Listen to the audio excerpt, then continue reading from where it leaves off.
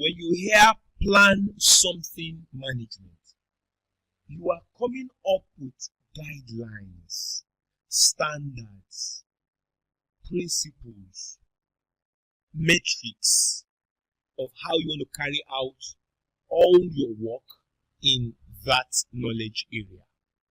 So, you want to define how you will carry out all your work in that knowledge area, how you will do your planning work in that knowledge area, how you do your execution work in that knowledge area, how you do your monitoring and controlling work in that knowledge area.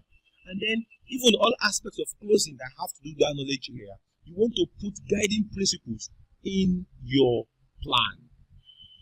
So, plan scope management is the process of creating a scope management plan that documents how the project scope will be defined, documents how the project scope will be validated, and documents how this project scope will be controlled.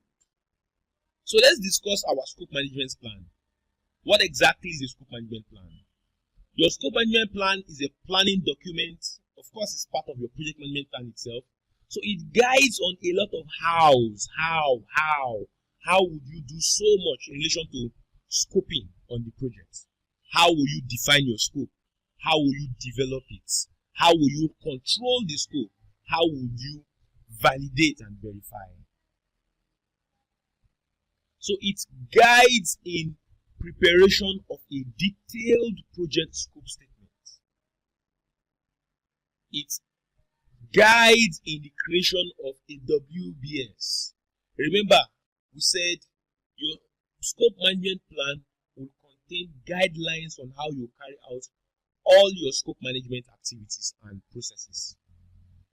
And if you look at the list of processes, you have, apart from plan scope management, you have collect requirements, you have define scope, you have create WBS. So, inside your scope management plan, you would have guidelines on how you will collect requirements. Inside your scope management plan, you would have guidelines on how you will define your scope. Inside your plans, your scope management plan, you have guidelines on how you will create your WBS. Inside your scope management plan, you would have guidelines on how you will validate scope. And then you have guidelines on how you will control scope. All of these are the various processes under scope management. And your scope management plan wants to guide you throughout. So, it also establishes how your WBS will be maintained and approved, just like the whole scope itself. And then it specifies how formal acceptance of the completed deliverables will be obtained. So let's discuss the requirements management plan. It's also part of the project management plan, as we said earlier. It describes how your requirements will be collected, how your requirements will be documented, and how your requirements will be managed. Don't forget that the next process after here is collect requirements. So your requirements management plan is now guiding that process too. So it explains how your requirements will be codified, because there should be a codification for your collecting of requirements, or else there could be mismatch and misunderstanding when you're managing requirements.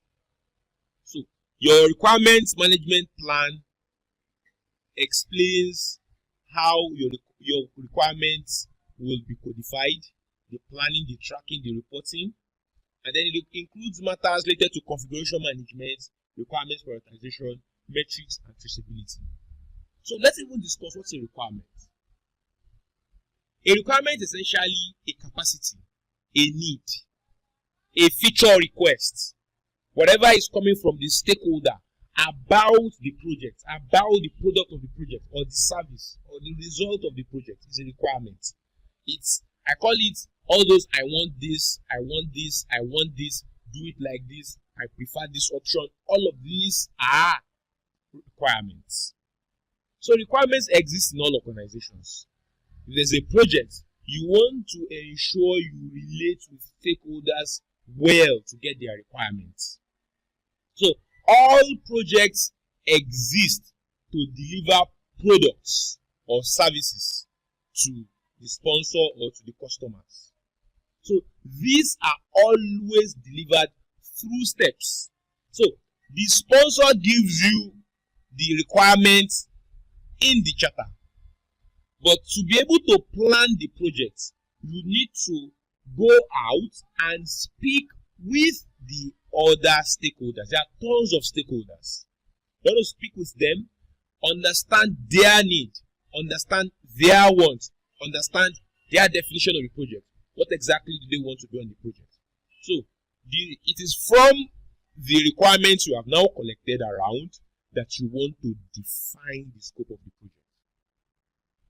So requirements management is an iterative set of activities that ensure that your requirement elicitation, your requirements documentation, your requirements refinement, and then even managing changes to the requirements. All of these things, you want to ensure that they are adequately dealt with during the project lifecycle.